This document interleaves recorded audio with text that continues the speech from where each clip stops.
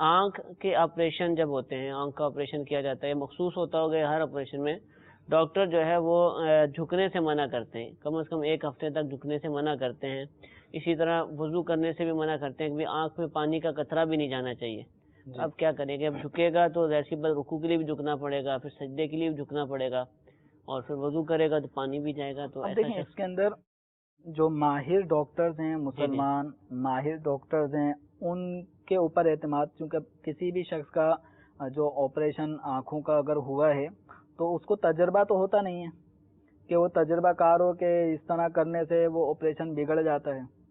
تو عام طور پہ اب اس میں یہ ہے کہ مسلمان ماہر ڈاکٹر ہو، ایک پہ اعتماد نہیں ہو رہا تو ایک سے زائد اگر ڈاکٹر اس کو بتاتے ہیں اور وہ ہوں ماہر اور تقوی، پرہیزگاری، دیندار، ٹھیک ہے، نمازی، پرہیزگار، اس طرح کے اگر طبیب مریض کو کہے کہ آپ کا جو آنکھوں کا آپریشن ہوا ہے، آنکھوں کے آپریشن کی وجہ سے آپ کو سجدہ جس طرح باقاعدہ کیا جاتا ہے اس طرح سجدہ نہیں کرنا، جھکنا نہیں ہے، ورنہ جو آپریشن ہے اس میں خرابی آ سکتی ہے اور آنکھ میں نقصان ہونے کا اندیشہ ہے.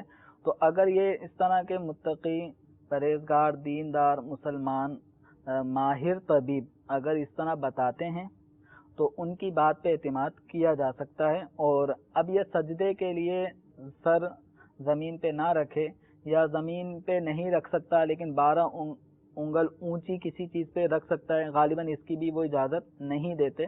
تو اب ایسی صورت میں یہ رکوع کرے گا، ٹھیک ہے، اور سجدے کے لیے اشارہ کرے گا. ٹھیک ہے، لیکن رکوع سے کہہ رہے ہیں نا، جھکنے کی تکلیف ہے، آنکھیں نیچے نہیں ہونی چاہیے. اس میں یہ ہے کہ دیکھیں اس میں جس قدر اس میں جھک سکتا ہے، ایسا نہیں ہے کہ آدمی یوں ہی سر اوپر رکھ کے ہی چلت پھرت کرتا ہو، تھوڑا بہت تو انسان سر کو جھکا سکتا ہے. اور تو جتنا اس کے لیے جھکانا ممکن ہے، مضر نہ ہو، تو اتنا رکوع کے لیے جھکے اور اس سے تھوڑا سا زیادہ سجدے کے لیے اپنے سر کو جھکائے گا.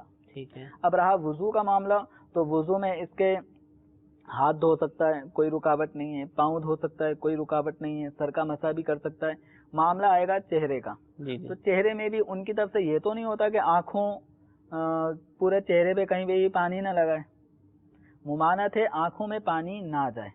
تو اب جتنا حصہ اس احتیاط سے، جیسے داڑھی والا حصہ ہے، نیچے آنکھوں سے نچلا حصہ ہے، احتیاط کے ساتھ جتنا حصہ یہ دھو سکتا ہے، ٹھیک ہے، پانی آنکھوں میں جائے بغیر، تو جتنا حصہ یہ دھو سکتا ہے اتنے حصے کو یہ پانی سے دھوئے گا.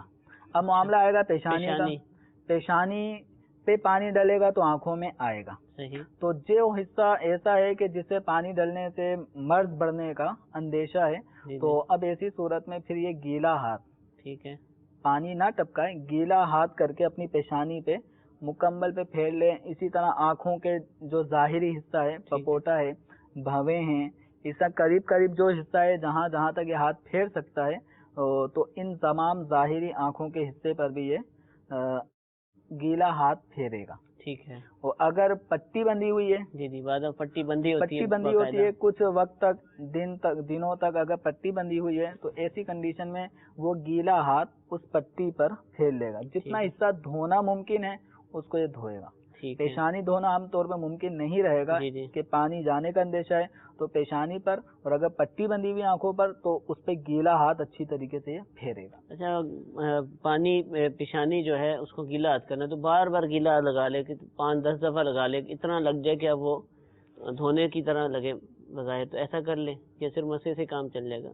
ایسا نہیں ہے کہ خوب پانی کی تہ پہ تہ لگاتا رہے، ایک دفعہ لگایا، ایک دفعہ بس یہ کہ اس پٹی پر پورا ہاتھ پھر جائے، اس پٹی کا بھی کوئی حصہ ایسا نہ رہے کہ گیلا ہاتھ نہ پھرا ہو. تو عام طور پہ جب بندہ گیلا ہاتھ پھیرے گا تو گیلا ہاتھ پوری پٹی پہ پھر سکتا ہے. ٹھیک ہے.